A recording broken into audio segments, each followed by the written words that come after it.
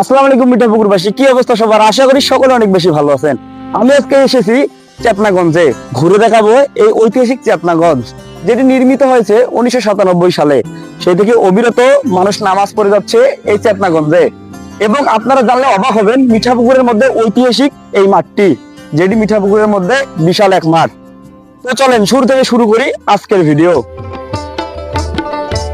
আমার বাড়ি রংপুর, মুখে ভাওয়াইয়ার সুর।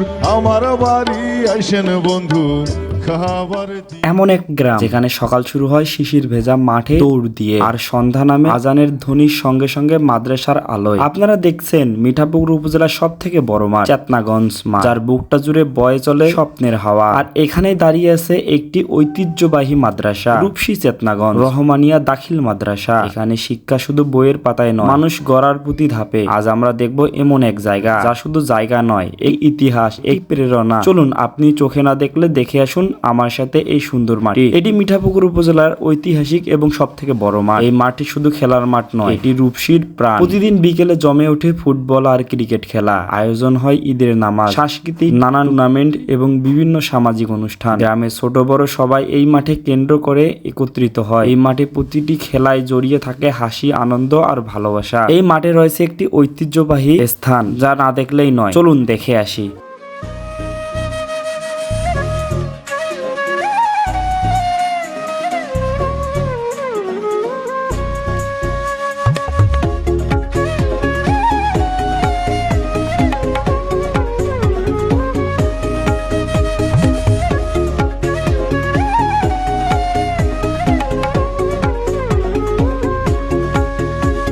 এই ঐতিহাসিক মাঠের সাইডে অবস্থিত টিকুয়া, যেখানে ব্যবহার করে মানুষ খুব সহজেই উজু করতে পারত।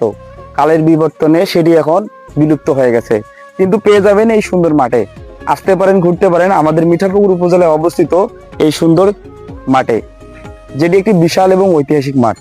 রূপসী গ্রামের প্রকৃতি যেন এক সবুজ চিত্রপট, চারদিকে ধানের ক্ষেত, খোলা আকাশ, শান্ত পরিবেশ, সব মিলে এক প্রশান্তিময় আবহাওয়া। এই গ্রামে শিক্ষা ও খেলাধুলার পাশাপাশি আছে হৃদয়ে বন্ধন, সাংস্কৃতিক সৌন্দর্য। এখানকার মানুষ সহজ সরল, অতিথি পরায়ণ এবং সেই সঙ্গে ভাবুক। চারদিকের পরিবেশ এখানকার অনেক বেশি সুন্দর।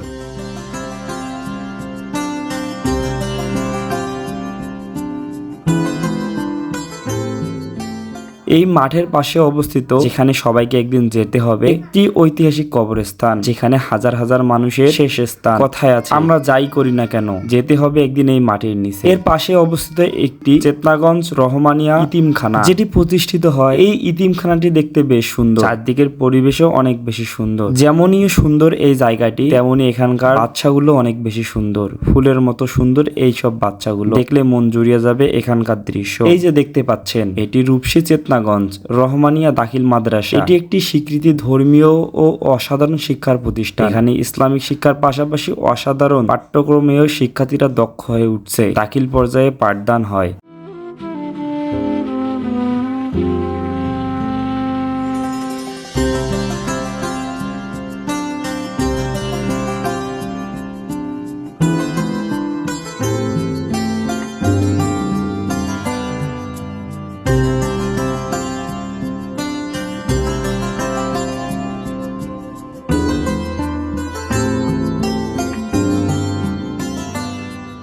এবং প্রতি বছর অনেক ছাত্রছাত্রী এখানে সাফল্যের সাথে পাশ করে। শিক্ষকদের আন্তরিকতা, ছাত্রদের আগ্রহ, সব মিলে একটি আদর্শ শিক্ষা প্রতিষ্ঠান। এই দাখিল মাদ্রাসাটি নির্মিত হয় 1973 সালে। সেই থেকে অবিরত শিক্ষা দিয়ে যাচ্ছে এই সুন্দর বিদ্যালয়টি। ভিডিওটি ভালো লাগলে একটা লাইক দিতে পারেন। কে এই দাখিল মাদ্রাসায় পড়েছেন অবশ্যই দেখতে চাই। সবাই ভালো থাকেন, সুস্থ থাকেন এবং একটি কথা মনে রাখবেন, দেখতে হলে জানতে হলে ফলো করতে হবে আমার এই সুন্দর পেজ। সবাই ভালো থাকেন, সুস্থ থাকেন। আসসালামু আলাইকুম।